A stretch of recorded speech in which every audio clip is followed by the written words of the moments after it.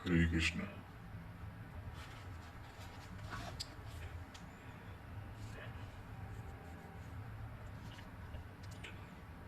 आज हम लोग पढ़ेंगे द्वितीय अध्याय श्लोक नंबर 55।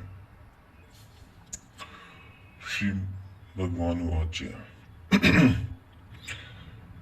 प्रजहाति यदा कामनस्य सर्वान् पार्थ मनोगतान् आत्मन्येवात्मना दृष्टता स्थिति प्रगस्थितो यच्चे। पार्थ, जब मनुष्य मन में स्थित संपूर्ण कामनाओं को त्याग देता है तब वह आत्मा से आत्मा में ही संतुष्ट हो हुआ स्थिर बुद्धि वाला कहा जाता है। कामनाओं के त्याग पर ही आत्मा का दिग्दर्शन होता है। ऐसा आत्माराम आत्मतृप्त महापुरुष ही स्थितिज्ञ है।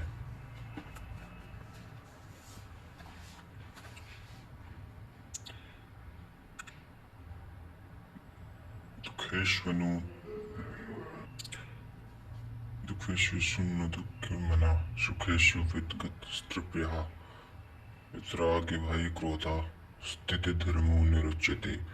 दैहिक दैविक तथा भौतिक दुखों में जिसका मन उद्विग्न नहीं होता, सुखों की प्राप्ति में जिसकी स्थिरता दूर हो गई है तथा जिसके राग भय और क्रोध नष्ट हो गए हैं, मननशीलता की चरम सीमा पर पहुंचा हुआ मुनि स्थितप्रज्ञ कहा जाता है। उसके अन्य लक्षण बताते हैं। यह सर्वत्रान्विस्नेयस्त तत्प्राप्य शुभाशुभम न विनिनन्दति न दृष्टि तस्य प्रज्ञा प्रतिष्ठिता। जो पुरुष सर्वज्ञ स्नेह रहित हुआ शुभ अथवा अशुभ को प्राप्त होकर न तो प्रसन्न होता है और न द्वेष करता है, उसकी बुद्धि स्थिर है। शुभ वह है जो परमात्मा स्वरूप में लगाता है, अशुभ वह है जो प्रकृति की ओर ले जाने वाला होता है। स्थिति प्रज्ञ पुरुष अनुकूल परिस्थितियों से न प्रसन्न होता है, न प्रतिकूल परिस्थितियों से द्वेष करता है, क्योंकि प्राप्त होने योग वस्तु न उससे भिन्न है और न पतित करने वाले विकार ही उसके लिए है, अर्थात सब साधन है, उसका अपना कोई प्रयोजन नहीं रहा। यदा संघर्ते चायम कुर्मोऽन्नान्यो सर्वस्व इंद्राणीन्यार्थे विस्तस्य प्रज्ञा प्रतिष्ठिता। जिस प्रकार कछुआ अपने अंगों को समेट लेता है, ठीक वैसे ही यह पुरुष जब सब ओर से अपनी इंद्रियों को समेट लेता है तब उसकी बुद्धि स्थिर होती है। खतरे को देखते ही कछुआ जिस प्रकार अपने सिर और पैर समेट लेता है, ठीक इसी प्रकार जो पुरुष विषयों में विचरती हुई इंद्रियों को सब ओर से समेटकर हृदय देश में निरोध कर देता है, उस काल में उस पुरुष की बुद्धि स्थिर होती है। किंतु यह तो एक दृष्टांत मात्र है। खतरे का एहसास मिटते ही कछुआ तो अपने अंगों को पुनः फैला देता है। क्या इसी प्रकार स्थित प्रज्ञ महापुरुष भी विषयों में रस लेने लगता है? इस पर कहते हैं,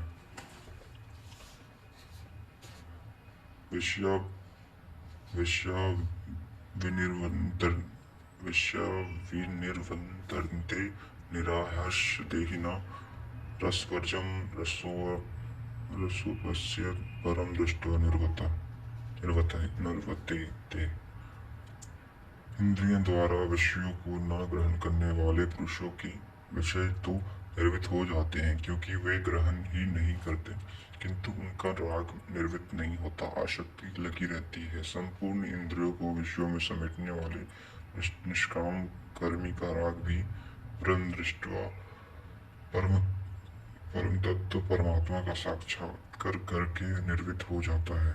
महापुरुष कछुए की तरह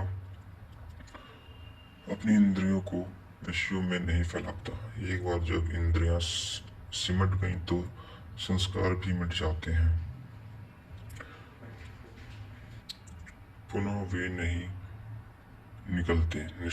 निष्काम कर्मयोग के आचरण द्वारा परमात्मा के प्रत्यक्ष दर्शन के साथ उस पुरुष का विषयों से राग भी निर्वित हो जाता है। प्रायः चिंतन पथ में हट करते हैं। हट से इंद्रियों को रोककर वे विषय से तो निर्वित हो जाते हैं, किंतु मन में उनका चिंतन राग लगा रहता है। यह आसक्ति परम दृष्टवा परमात्मा का साक्षात्कार करने के बाद ही निर्वित होती है, इसके पूर्व नहीं। पूज्य महाराज जी इस संबंध में अपनी एक घटना बताया करते थे। गृह त्याग से पूर्व उन्हें 3 बार आकाशवाणी हुई थी। हमने पूछा, महाराज जी आपको आकाशवाणी क्यों हुई? हम लोगों को तो नहीं हुई। तब इस पर महाराज जी ने कहा, घोर शंका मोह की भई रही, अर्थात यह संदेह मुझे भी हुआ था। तब अनुभव में आया कि मैं 7 जन्म से लगातार साधु हूँ। 4 जन्म तो केवल साधुओं सा वेश बनाए हैं, तिलक लगाए, कहीं विभूति पोते, कहीं कमंडल लिए विचरण कर रहा हूँ। योग क्रिया की जानकारी नहीं थी, लेकिन पिछले 3 जन्म से बढ़िया साधु हूँ, जैसा होना चाहिए। मुझमें योग क्रिया जागृत थी। पिछले जन्म में पार लग चला था। निवृत्ति हो चली थी, किंतु दो इच्छाएं रह गई थी, एक स्त्री और दूसरी गांजा। अंतर्मन में इच्छाएं थी, किंतु बाहर से हमें शरीर को दृढ़ रखा। मन में वासना लगी थी, इसलिए जन्म लेना पड़ा। जन्म लेते ही भगवान ने थोड़े ही समय में सब दिखा सुनाकर निवृत्ति दिला दी। 2-3 चटकाना दिया और साधु बना दिया।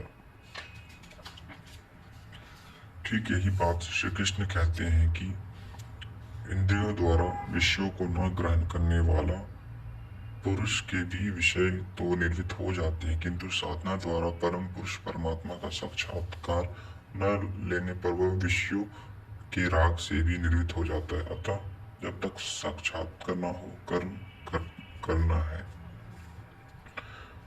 और कछु प्रथम वासना रही, प्रभु पद प्रीति सहित सो बही।